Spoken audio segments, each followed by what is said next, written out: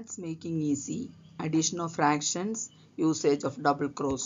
Same denominator ಬರುವ fractions add ಮಾಡೋದು ಹೇಗೆ ಅಂದರೆ ಇಲ್ಲಿ ನೋಡಿ 3/5 ಪ್ಲಸ್ 4/5 ಇದು ಸೇಮ್ ಡಿನಾಮಿನೇಟರ್ ಉಂಟು. ಇದು ಆ್ಯಡ್ ಮಾಡುವಾಗ add the numerator only 3 + 4 and right the same denominator. So answer will be 3 + 4 is 7/5. ಅದೇ ಥರ ಡಿಫ್ರೆಂಟ್ ಡಿನಾಮಿನೇಟರ್ ಅಡಿಷನ್ ಬರುವಾಗ 3 ಮೆಥಡ್ಸ್ ಉಂಟು. ಇಲ್ಲಿ ಒಂದು ಮೆಥಡ್ ಮಾತ್ರ ತೋರಿಸಿದೆ. ಫಸ್ಟ್ ಡಿಫ್ರೆಂಟ್ ಡಿನಾಮಿನೇಟರ್ ಅಡಿಷನ್ ಬರುವಾಗ first take L C M ಮಾಡುವಾಗ ಅದರಲ್ಲಿ ಬೇರೆ ಬೇರೆ ಮೆಥಡ್ಸ್ ಉಂಟು. 2/3 ಪ್ಲಸ್ 4/5 ಡಿಫ್ರೆಂಟ್ ಡಿನಾಮಿನೇಟರ್ ಉಂಟು. ಅದಕ್ಕೆ ಎಲ್ ಸಿ ಎಮ್ ಮಾಡಬೇಕು. ಫಸ್ಟ್ ಎಲ್ ಸಿ ಎಮ್ ಮಾಡುವಾಗ ಒಂದು ಕ್ಲೂ ಉಂಟು. ಇದು 3 and 5 ಆರ್ ಕಾಪ್ರೈಮ್ ಬರುವಾಗ ಅದನ್ನದು ಎಲ್ ಸಿ ಎಮ್ ಪ್ರಾಡಕ್ಟ್ ಬರ್ತದೆ, 3 × 5 ಬರ್ತದೆ. So double cross method use ಮಾಡಬೇಕು.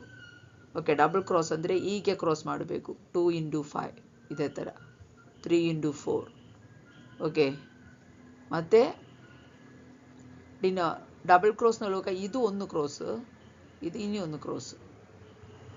ಸೊ ಈ ನ್ಯೂಮರೇಟರ್ ಈ ಡಿನಾಮಿನೇಟರಿಗೆ ಕ್ರಾಸ್ ಆಗ್ತದೆ ಫಸ್ಟ್ ಮಲ್ಟಿಪ್ಲೈ, ಮತ್ತು 3 4ಗೆ ಕ್ರಾಸ್ ಆಗಿ ಮಲ್ಟಿಪ್ಲೈ ಮಾಡ್ತೇನೆ, ಮತ್ತು ಇದು 3 × 5 ಹಾಗೆ ಬರುವಾಗ ಡಬಲ್ ಕ್ರಾಸ್ ಆಗ್ತದೆ.